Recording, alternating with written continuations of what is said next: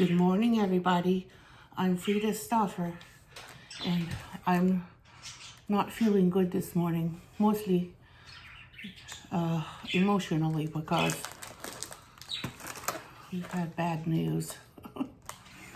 But I'm eating New York flatbreads instead of saltines. They have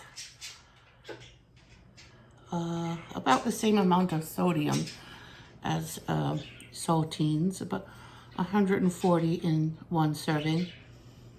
And 1.5 of these flatbreads is a serving. So they're broken. So I'm going to have to make a guess.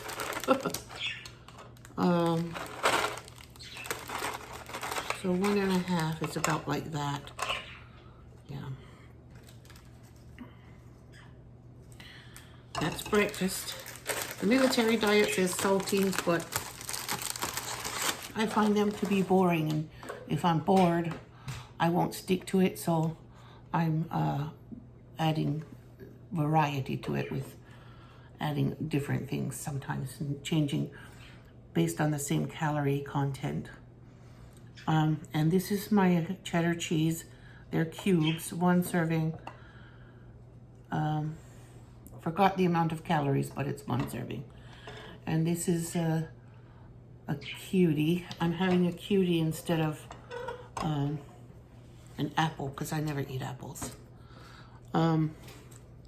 So first of all, I'll start with the news I got first. The first news I got is that the person who killed my Uncle Henry, his parents were helping him hide from law enforcement. And he has a history of hiding from law enforcement. He's an alcoholic and possibly drug addict, and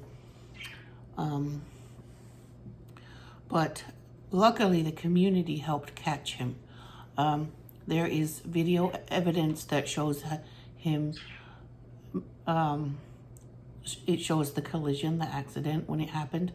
There is video footage that shows him removing clothing while he was walking on foot a half-mile away from the accident, and removing clothing so that witnesses wouldn't be able to identify him. And he was very drunk at the time, and because police met him at third base 23 minutes after the accident. Third base is where he went. It's a small store that sells cigarettes and soda and chips and things. It used to have a gas station years ago, but I don't know if it has gas stations now or not. Anyway, so they met him there, and he had the shoes on that witnesses stated he had, and he had a heavy smell of alcohol, and that he had, what else? He acted drunk, so to the police. But they didn't have enough evidence at that moment to arrest him. So his parents picked him up there, and he hid. They were planning to send him to Colorado to hide from the police.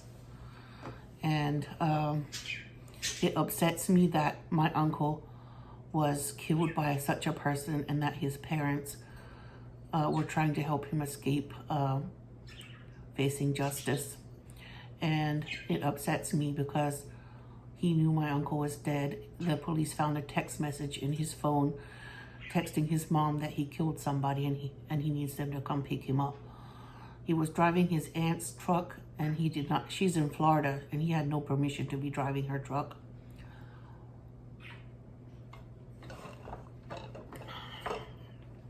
I don't really feel like eating, but it's small, so I think I don't want to get sick, so I'm going to eat anyway. But so he's behind bars now, but his parents should be there too, because they knew. He texted them and told them, and that's why they came to pick him up.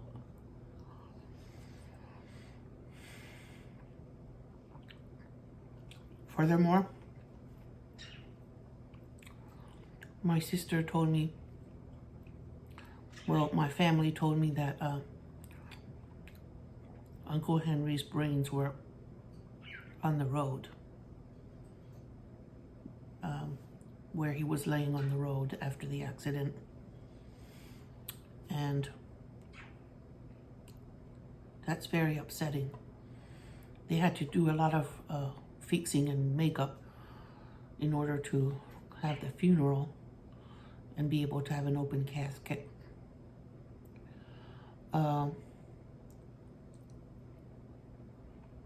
So everybody is very upset about what's going on with my uncle's murderer. And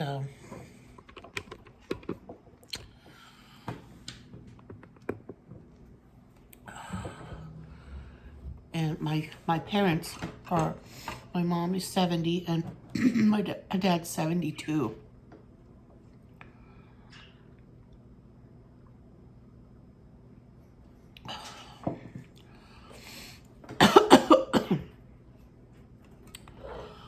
So they just got back from the funeral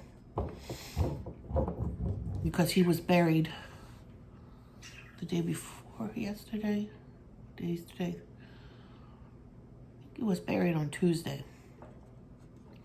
Yeah. So they just got back, and this morning they took my dad to the hospital in Kentucky, in Campbellsville, because he was having symptoms of a heart attack.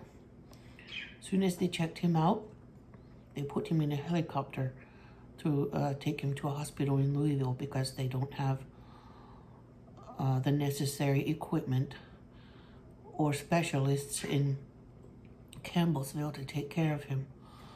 So right now, my dad is in a helicopter on his way, being taken to a larger hospital to take care of his heart attack. So I'm pretty upset this morning.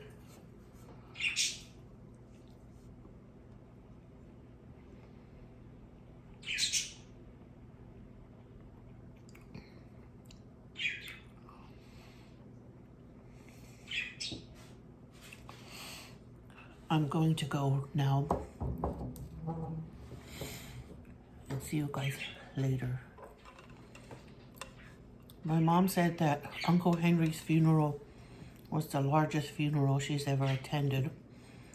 A lot of people are livid and outraged by what happened to him.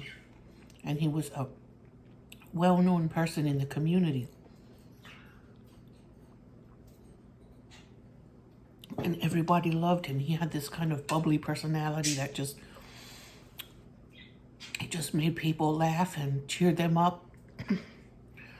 And he was the manager of the Mennonite produce market in the community in Louisville. And so, of course, he had lots and lots of friends and acquaintances and business associates. And Louisville is kind of rural, but it's also 50 miles from Washington, D.C. on the one side and 40 miles from one of the world's largest Navy bases, 40 miles in the other direction. So it's a populated area, even though where their houses are is out in the country. They have cities close by in both directions.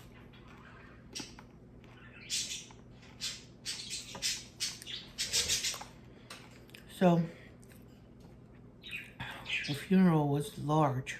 My mom said there were at least 1,500 people.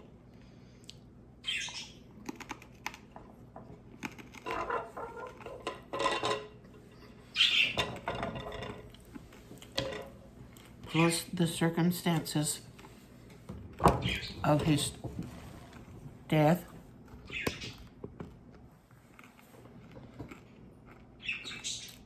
really got to people.